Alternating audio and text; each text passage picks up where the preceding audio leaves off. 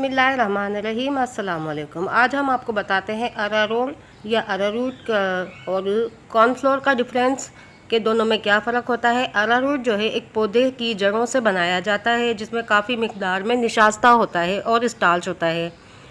तो इसको छील के काट के इससे ये निशास्ता तैयार किया जाता है जिससे हम फालूदा वाली सेवइयाँ, नूडल्स या खाने की बहुत सारी चीज़ों में हम शामिल करते हैं। और जबकि इसको हम कपड़ों में कलफ के तौर पे भी इस्तेमाल करते हैं।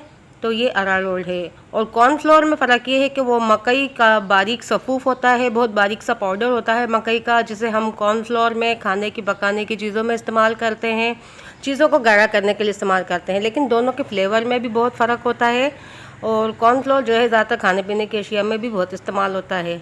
तो मुझे उम्मीद है आपको समझ आ गई होगी दोनों में फ़र्क। इजाज़त दीजिए, अल्लाह हाफ़िज़।